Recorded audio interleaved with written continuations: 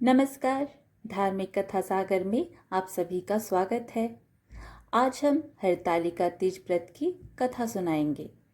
तो चलिए प्रारंभ करते हैं इस कथा को। एक बार भगवान शिव जी ने पार्वती जी को उनके पूर्व जन्म का स्मरण कराने के उद्देश्य से इस व्रत के महात्म्य की कथा कही थी। हे गौरी, पर्वतराज हिमालय पर स्थित गंगा के तट पर तुमने अपनी बाल्यावस्था में 12 वर्षों तक अधोमुखी होकर घोर तप किया था। इतनी अवधि तुमने अन्न न खाकर पेड़ों के सूखे पत्ते चबाकर व्यतीत किए। माघ की विकराल शीतलता में तुमने निरंतर जल में प्रवेश करके तप किया। वैशाख की जला देने वाली गर्मी में तुमने पंचाग्नि से शरीर को तपाया। श्रावण की मूसलाधार वर्षा में खुले आसमान के नीचे बिना अन्न जल ग्रहण किए समय व्यतीत किया।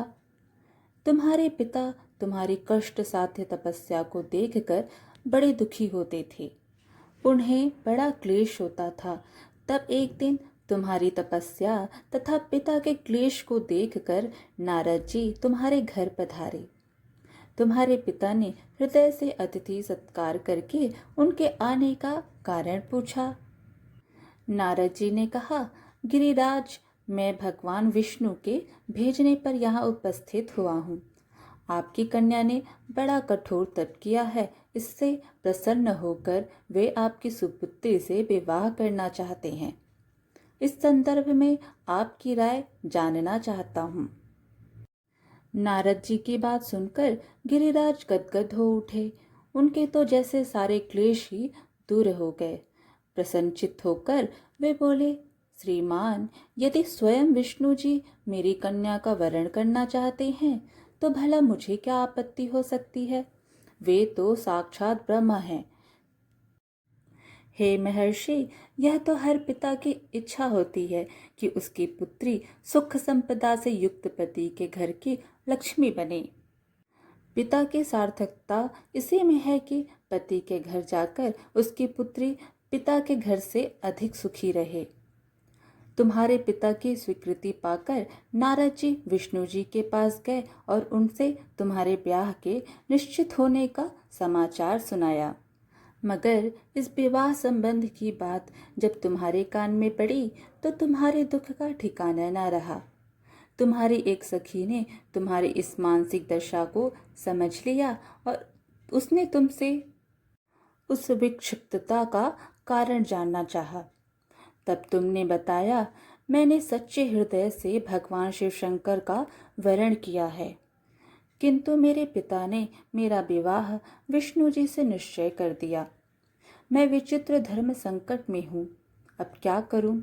प्राण छोड़ देने के अतिरिक्त अब कोई भी उपाय शेष नहीं बचा है। तुम्हारी सखी बड़ी ही समझदार और सूझबूझ वाली थी। उसने कहा, सखी, प्राण त्यागने का इसमें कारण ही क्या है। संकट के मौके पर धैर्य से काम लेना चाहिए। नारी के जीवन की सार्थकता इसी में है कि प्रतिरूप में हृदय से जिसे एक बार स्वीकार कर लिया, जीवन प्रयत्न उसी से निर्वाह करे। सच्ची आस्था और एक निष्ठा के समक्ष तो ईश्वर को भी समर्पण करना पड़ता है। मैं तुम्हें घनघोर जंगल में ले चलती हूँ, जो साधना स्थली भी है और जहाँ तुम्हारे पिता तुम्हें खोज भी ना पाए। वहाँ तुम साधना में लीन हो जाना। मुझे विश्वास है कि ईश्वर अवश्य ही तुम्हारी सहायता करेंगे। तुमने ऐसा ही किया। तुम्हारे पिता तुम्हें घर पर ना पाकर बड़े दुखी तथा चिंतित हुए। वे सोचने लगे कि तुम जाने कहाँ चली गई। मैं विष्णु जी से उसका विवाह करने का प्रण कर चुका हूँ। यदि भगवान विष्णु जी बारात लेकर आ गए और कन्या घर पर ना हुई तो बड़ा अपमान होगा। मैं तो कहीं मुंह दिखाने के योग्य भी नहीं रहूंगा। यही सब सोचकर गिरिराज ने जोर शोर से तुम्हारी खोज शुरू करवा दी। इधर तुम्हारी खोज होती रही और उधर तुम अपनी सखी के साथ नदी के तट पर एक गुफा में मेरी आराधना में लीन थी। भाद्रपद शुक्ल तृतीया को अस्त नक्षत्र था। उस दिन तुमने रेत के शिवलिंग का निर्माण करके व्रत किया। रात भर मेरी स्तुति के गीत गाकर जागी। तुम्हारी इस कष्ट साध्य तपस्या के प्रभाव से मेरा आसन डोलने लगा। मेरी समाधि टूट गई। मैं तुरंत तुम्हारे समक्ष जा पहुंचा और तुम्हारी तपस्या से प्रसन्न होकर तुमसे वर मांगने के लिए कहा। तब अपनी तपस्या के फलस्वरूप मुझे अपने समक्ष पाकर तुमने कहा, मैं हृदय से आपको पति के रूप में वरण कर चुकी हूँ। यदि आप सचमुच मेरी तपस्या से प्रसन्न होकर आप यहाँ पधारे हैं तो मुझे अपनी अर्धांगिनी के रूप में स्वीकार कर लीजिए। तब मैं तथास्तु कहकर कैलाश पर्वत पर लौट आया। प्रातः होते ही तुमने पूजा की समस्त सामग्री को नदी में प्रवाहित करके अपनी सहेली सहित व्रत का पारणा किया। उसी समय अपने मित्र बंधु व दरबारियों सहित गिरिराज तुम्हें खोजते खोजते वहां आ पहुंचे और तुम्हारी इस कष्ट साध्य तपस्या का कारण तथा उद्देश्य पूछा। उस समय तुम्हारी दशा को देखकर गिरिराज अत्यधिक दुखी हुए और पीड़ा के कारण उनकी आंखों में आंसू उमड़ आए थे।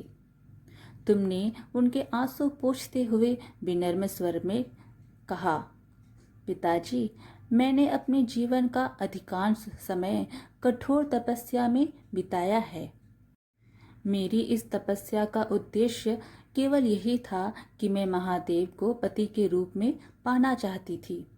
आज मैं अपनी तपस्या की कसौटी पर खरी उतर चुकी हूँ। आप क्योंकि विष्णु जी से मेरा विवाह करने का निर्णय ले चुके थे, इसलिए मैं अपने आराध्य की खोज में घर छोड़कर चली आई। अब मैं आपके साथ इसी शर्त पर घर जाऊंगी कि आप मेरा विवाह विष्णु जी से ना करके महादेव जी से करेंगे। गिरिराज मान गए और तुम्हें घर ले आए। कुछ समय के पश्चात शास्त्रोक्त विधि विधान पूर्वक उन्होंने हम दोनों को विवाह सूत्र में बांध दिया। हे पार्वती, भाद्रपद की शुक्ल तृतीया को तुमने मेरी आराधना करके जो व्रत किया था, उसी के फलस्वरूप मेरा तुमसे विवाह हो सका। तो इस प्रकार तीज व्रत की कथा यहीं समाप्त हुई। फिर मिलेंगे एक और धार्मिक कथा के साथ। तब तक आप हमारे इस चैनल को सब्सक्राइब करना ना भूलें। वीडियो पसंद आए तो लाइक ज़रूर करिएगा। धन्यवाद।